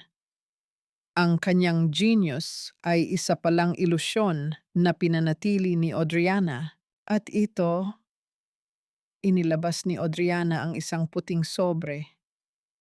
Ang annulment papers na matagal mo nang hinihintay. Pinirmahan ko na yan bago pa ako pumasok dito. Kasama niyan ang demand letter para sa lahat ng intellectual property na ginagamit ng kumpanya mo. Simula bukas, wala ka ng karapatang gamitin ang kahit anong teknolohiya na nagdala sa iyo sa itaas. Wala kang ititira, Nathan. Maging ang pangalang Salazar Tech ay kukunin ko dahil ang pondo niyan ay galing sa aking bulsa. Audrey, huwag mong gawin ito. Maawa ka. Hikbi ni Nathan, ang kanyang noo ay nakadikit na sa malamig na marmol ng sahig. Ngunit hindi tumigil doon si Audriana. Ibinaling niya ang kanyang matalim na tingin kay Valerie, na ngayon ay tila isang basang sisiw na pilit na nagtatago sa likod ng isang kolom. At ikaw, Valerie, o mas tamang tawagin kang Marites di Masalang? Akala mo ba ay hindi ko alam ang tungkol sa mga utang ng pamilya mo sa Macau? Akala mo ba ay hindi ko alam na ang Hotel Empire na ipinagmamalaki mo ay isang malaking scam para lamang makakuha ng pera mula kay Nathan? Ang mga bulungan sa paligid ay naging isang malakas na ugong ng panghuhusga. Ang mga kamera ay walang tigil sa pagkuha ng larawan sa namumutlang mukha ni Valerie. Sa isang iglap, ang prinsesa ng gabi ay naging isang hamak na mangingidnap ng yaman sa paningin ng lahat. "Nathan, you loser!" Biglang sigaw ni Valerie, ang kanyang mukha ay nabalot ng galit nang makitang wala na siyang makukuha. "Sinasabi ko na nga ba wala kang kwenta? Sumama lang ako sa iyo dahil akala ko ay may pera ka. Pero isa ka lang palang tau-tauhan ng asawa mo, nakakasuka ka." Sa harap ng lahat, tinalikuran ni Valerie si Nathan at nagmamadaling lumabas ng ballroom, hindi alintana ang mga taong humaharang sa kanya. Ang huling kakampi ni Nathan ay iniwan siya sa gitna ng kanyang pinakamalaking kahihiyan. Dahan-dahang tumayo si Audriana, ang kanyang tindig ay puno ng veganza at dignidad. Tinitigan niya ang asawa sa huling pagkakataon, ang lalaking minahal niya ng higit sa kanyang sarili, ang lalaking pinag-alayan niya ng kanyang kinabukasan. Sabi mo noon, Nathan, ako ang Honda Kandung, ang pabigat na pumipigil sa paglipad mo. Bulong ni Audriana, sapat na para marinig ng mga taong malapit sa kanila. Ngayon, tinanggal ko na ang pabigat. Malaya ka na. Tingnan natin kung gaano kataas ang liliparin mo nang wala ang mga pakpak na ako mismo ang nagbigay sa iyo. Kasabay nito, ang mga gwardya ay lumapit at hinawakan si Nathan sa magkabilang braso. "Sir, kailangan niyo na pong lumabas. Ang event na ito ay para lamang sa mga imbitado at mga taong may kakayahang magbayad," malamig na sabi ng security chief. Sa labas ng hotel, ang tunog ng sirena ng mga sasakyan ng pulis ay dahan-dahang naririnig. Ang mga autoridad na maghahain ng warrant para sa mga unpaid debts at fraud charges ni Nathan. Habang kinakaladkad si Nathan palabas, ang tanging nakikita niya ay ang likod ni Audriana na marahan at eleganteng naglalakad patungo sa kanyang ama na parang isang reynang katatapos lang linisin ang kanyang kaharian mula sa dumi. Isang matinding katahimikan ang namayani sa ballroom bago ito muling napuno ng bulungan ng paghanga para sa bagong chairperson ng San Diego Group. Ang gabi ng karangyaan ay naging gabi ng katarungan. Ang sikat ng araw na sumisilip sa pagitan ng mga lamat ng bubong na yari sa kalawanging yero ay tila isang malupit na paalala ng katotohanan. Wala na ang malalambot na kurtinang sutla, wala na ang amoy ng mamahaling kape sa umaga, at wala na ang mga katulong na naghihintay sa bawat kumpas ng kanilang kamay. Ang tanging naririnig ngayon ni Nathan Salazar ay ang ingay ng mga sasakyan sa malapit na kalsada at ang mahinang tunog ng tumutulong tubig mula sa sirang tubo sa kanto. Nakatitig si Nathan sa kisame ng maliit at barong-barong na silid sa isang gilid ng estero. Ang tanging lugar na kayang bayaran ng barya-baryang natira sa kanyang bulsa matapos hatakin ng bangko ang lahat, maging ang huling sentimo sa kanyang mga account.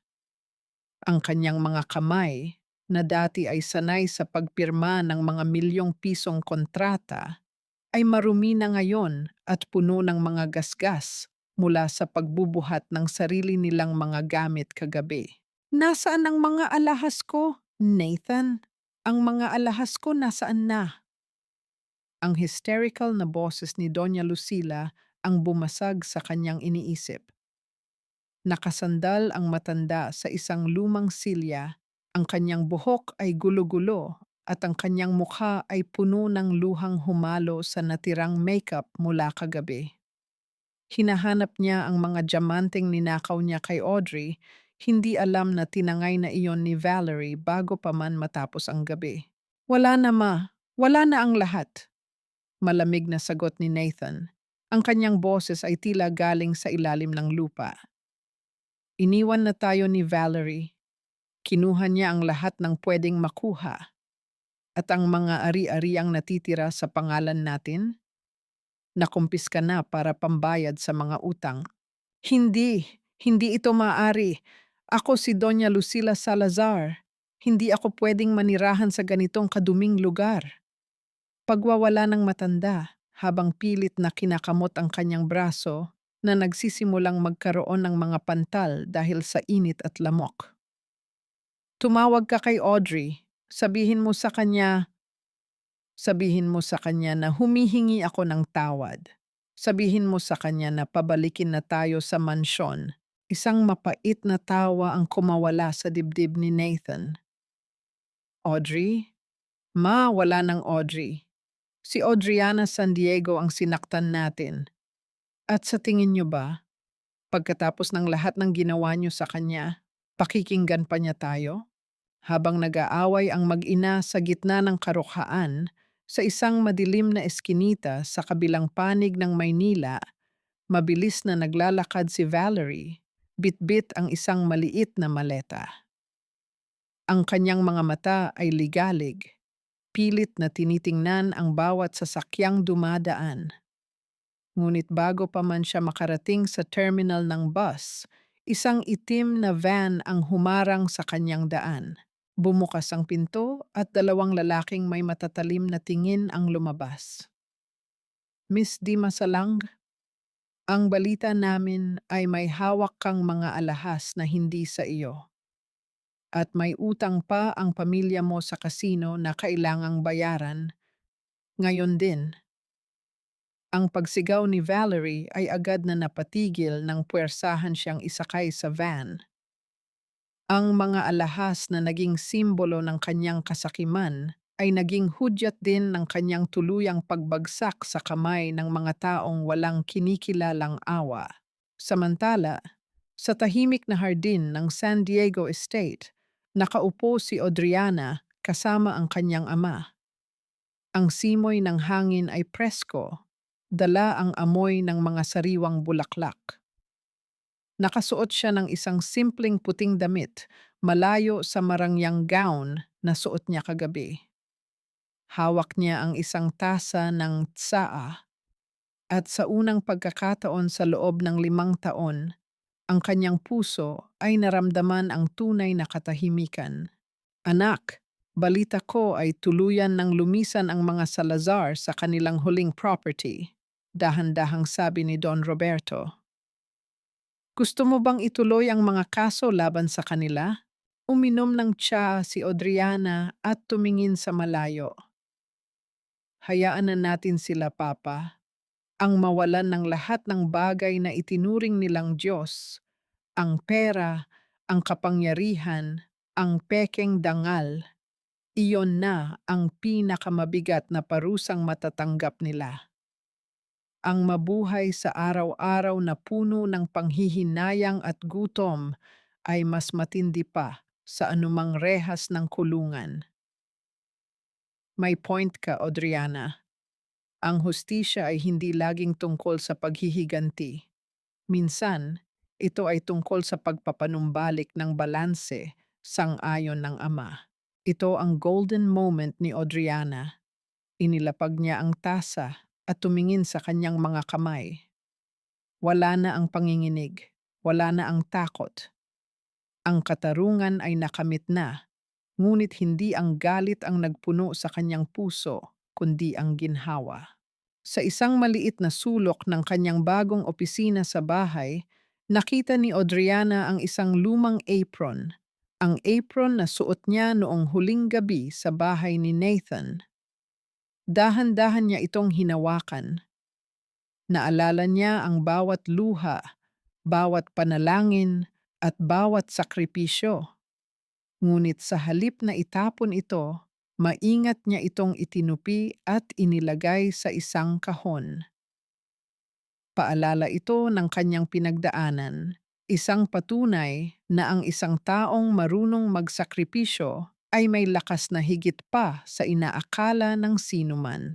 Samantala, sa gilid ng estero, nakita ni Nathan ang isang lumang litrato ni Audrey na nalaglag mula sa kanyang bulsa. Ang litratong putikan na at punit-punit. Pinagmasdan niya ang ngiti ni Audrey sa litrato, ang ngiting puno ng tapat na pagmamahal na kanyang rinespeto at kinalimutan. Sa bawat patak ng ulan na muling nagsimulang mahulog, naramdaman ni Nathan ang bigat ng kanyang pagkakamali. Ang bawat patak ay tila isang sumbat na hindi na kailanman matatapos. Ang ulan ay hindi na katulad ng dati. Noon, bawat patak nito ay tila luha ng pagdurusa para kay Audriana, ngunit ngayong gabi, ang malamig na simoy ng hangin ay tila isang banayad na haplos na naglilinis sa huling bakas ng kanyang nakaraan. Sa loob ng mansyon ng mga San Diego, ang mga ilaw ay mainit at puno ng kalinga, isang malaking kaibahan sa kadiliman ng labas. Isang bulto ng tao ang nakatayo sa tapat ng dambuhalang bakal na tarangkahan ng estate. Ang lalaki ay basang-basa, ang kanyang lumang jacket ay punit-punit, at ang kanyang mga sapatos ay balot ng makapal na putik. Wala na ang aroganteng CEO na si Nathan Salazar. Ang nakatayo roon ay isang anino na lamang ng isang taong nawalan ng lahat, maging ng sariling dignidad. Audrey! Audrey, pakiusap! Kaunting oras lang. Ang paos na sigaw ni Nathan ay dinala ng hangin patungo sa balkonahe kung saan nakatayo si Audriana. Dahan-dahang lumabas si Audriana, may hawak na payong at suot ang isang makapal na cardigan. Hindi siya bumaba dahil sa awa, kundi dahil nais niyang lagyan ng tuldok ang huling pahina ng kwentong ito. Sa bawat hakbang niya patungo sa gate, ang tunog ng kanyang mga yabag sa basang semento ay tila isang maugong na martilyo ng katarungan. Nang makalapit siya, mabilis na kumapit si Nathan sa mga rehas ng bakal. Ang kanyang mga mata ay nanlalabo sa pag-iyak at sa lamig ng ulan. Audrey, salamat at lumabas ka. Pakiusap, makinig ka muna. Nagkamali ako. Niloko ako ni Valerie. Kinuha niya ang lahat. Ang mama! May sakit siya at wala kaming pambili ng gamot. Hindi ko na alam ang gagawin ko. Tinitigan siya ni Audriana nang walang kahit anong emosyon. Ang mukhang dati ay nagbibigay sa kanya ng liwanag ay tila isa na lamang estranghero sa kanyang paningin. Bakit ka narito, Nathan? Bakit sa akin ka humihingi ng tulong? Dahil alam kong mabuti ang puso mo. Dahil mahal mo ako, di ba? Pilit na ngumiti si Nathan, isang desperadong ngiti na puno ng panghihinayang. Naalala mo ba noong nagsisimula pa lang tayo? Noong wala tayong makain pero masaya tayo? Pwede nating ibalik iyon, Audrey. Magbabago ako. Magtatrabaho ako ng maigi. Magsisimula tayo ulit. Isang malungkot na ngiti ang sumilay sa mga labi ni Audriana. Ang Audrey na tinutukoy mo ay matagal mo nang pinatay, Nathan. Pinatay mo siya noong gabing itinapon mo ang kanyang mga gamit sa ulan. Pinatay mo siya sa bawat salitang walang kwenta na ipinukol mo sa kanya sa loob ng 5 taon. Hindi, hindi totoo iyan. Nandyan ka pa rin, nararamdaman ko. Giit ni Nathan, ang kanyang boses ay nanginginig sa desperasyon. Ang nakikita mo sa harap mo ay si Audriana San Diego, matigas na sagot niya. At si Audriana ay hindi na kailanman magpapaloko sa mga matatamis na salitang walang laman. Nathan, hindi mo ako mahal. Ang mahal mo ay ang komportableng buhay na ibinigay ko sa iyo nang hindi mo nalalaman. Ang hinahanap mo ngayon ay hindi ang asawa mo, kundi ang tagasalo mo sa bawat pagkakamali mo. Ito ang golden moment ni Audriana. Inabot niya ang isang maliit na sobre sa pagitan ng mga rehas. Heto, may sapat na pera riyan para sa mga gamot ng iyong ina at para makahanap ka ng disenteng trabaho. Iyan ang huling utang na loob na ibibigay ko sa iyo. Hindi bilang dating asawa, kundi bilang isang tao na may mas malaking puso kaysa sa iyo. Nanginginig na tinanggap ni Nathan ang sobre. Audrey, please, huwag mo akong iwan dito. Umalis ka na, Nathan. Huling sabi ni Audriana habang dahan-dahang tumatalikod. Ang pinto ng buhay ko ay matagal nang nakasara sa iyo. Huwag mo nang hintaying tawagin ko ang mga gwardiya para linisin ang kalat sa tapat ng bahay ko. Habang naglalakad si Audriana pabalik sa mansyon, narinig niya ang hagulhol ni Nathan sa likuran niya. Isang iyak ng pagsisisi na huli na para sa lahat. Ngunit hindi na lumingon si Audriana. Ang bawat hakbang niya ay mas magaan, mas matatag. Pagpasok niya sa pintuan, sinalubong siya ni Butler Simon at ng kanyang ama. Tapos na po ba, senyorita? Tanong ni Simon. Tapos na, Simon. Wala nang Audrey Salazar. Tapos na ang lahat ng utang at pait. Sagot ni Audriana nang may kapayapaan sa kanyang mga mata. Isinara ni Simon ang dambuhalang pinto ng mansyon at ang tunog ng paglapat ng bakal ay tila isang pinal na hatol. Sa labas, ang ulan ay patuloy na bumubuhos, nililinis ang bawat bakas ng putik sa kalsada.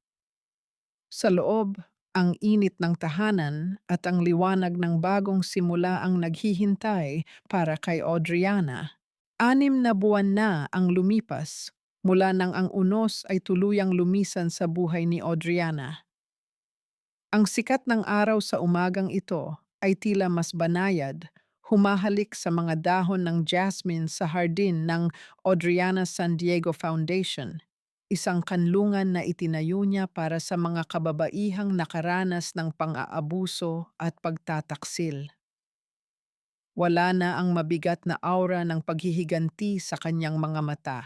Ang tanging natira ay ang kislap ng isang babaeng nahanap na ang kanyang tunay na tahanan sa loob ng kanyang sarili.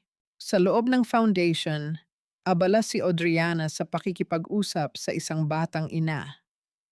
Hawak niya ang kamay nito ng may higit na malasakit, isang haplos na hindi kailanman naramdaman ng mga Salazar. Ang kanyang ngiti ay hindi na pilit, ito ay buo at malaya. Sa kanyang suot na simpleng floral dress, siya ay tila isang liwanag na nagbibigay pag-asa sa mga taong nasa dilim. Salamat po, Miss Audriana, bulong ng babae. Dahil sa inyo, nalaman ko na may halaga pala ako. Lahat tayo ay may halaga, matamis na sagot ni Audriana. Minsan, kailangan lang nating bitawan ang mga taong pilit tayong ginagawang maliit para makita natin ang ating sariling liwanag. Ito ang golden moment ni Audriana, hindi ang pagkapanalo sa negosyo, kundi ang makitang muli ang kanyang sarili sa pagtulong sa iba. Sa isang sulok ng silid, isang lalaking nagngangalang Gabriel, ang arkitekto ng foundation at isang taong matagal nang naghihintay sa isang pagkakataong makilala siya ng mas malalim, ay lumapit dala ang isang kumpol ng mga sariwang bulaklak para sa chairperson na pinakamasipag sa buong Maynila, biro ni Gabriel. Walang bahid ng kayabangan sa kanyang boses, tanging respeto at isang tahimik na paghanga. Salamat, Gabriel. Sakto ito para sa ating reception area, ngiti ni Audriana. Bagaman hindi pa siya handang pumasok sa isang bagong relasyon, ang presensya ni Gabriel ay isang paalala na mayroon pang mga lalaking marunong rumespeto at maghintay ng walang hinihinging kapalit. Samantala, sa isang malayong palengke sa kabilang panig ng lungsod, isang lalaki ang kasalukuyang nagbubuhat ng mabibigat na sako ng bigas. Ang kanyang balat ay sunog sa araw, at ang kanyang mga kamay ay puno ng mga paltos. Si Nathan Salazar ay isa na ngayong hamak na kargador. Sa gabi, umuuwi siya sa isang maliit at madilim na kwarto kung saan nakatitig lamang sa pader ang kanyang ina na si Lucila, na tuluyan ng nawala sa katinuan matapos mawala ang lahat ng kanyang kayamanan. Sa tuwing nakakakita si Nathan ng isang marangyang itim na sasakyan na dumadaan, tumitigil siya sa kanyang ginagawa at tahimik na nagdarasal, hindi para sa pera, kundi para sa isang pagkakataon na maibalik ang oras. Ngunit alam niya na ang bawat patak ng pawis niya ngayon ay ang kabayaran ng bawat luhang pinatulo ni Audrey. Ang kanyang buhay ay naging isang walang katapusang siklo ng panghihinayang, isang rehas na gawa sa kanyang sariling kasalanan. At tungkol naman kay Valerie, ang huling balita ay nakita siya sa isang malayong probinsya, nagtatago mula sa mga taong pinagkakautangan niya, namumuhay sa takot at sa dilim, isang buhay na kasing peke ng kanyang mga pangarap. Isang huling tingin ang ibinigay ni Audriana sa asul na langit bago siya pumasok muli sa kanyang opisina. Kinuha niya ang kanyang journal at isinulat ang mga huling salita para sa kabanatang ito ng kanyang buhay. Ang pag-ibig ay hindi pagsasakripisyo hanggang sa mawala ang sarili. Ang tunay na pag-ibig ay ang pagkakaroon ng tapang na iwan ang maling tao para mahanap ang tamang sarili. Ang hustisya ay hindi laging madugo. Minsan, ito ay ang katahimikan ng isang payapang budhi. Ang hangin ay umihip ng banayad. Tinatangay ang mga tuyong dahon ng nakaraan. Iniiwan ang isang malinis at malawak na daan patungo sa isang bagong bukas. Si Adriana San Diego ay hindi na biktima. Siya ay isang reyna at ang kanyang imperyo ay hindi nagawa sa pera, kundi sa dangal, pag-asa at tunay na kapayapaan.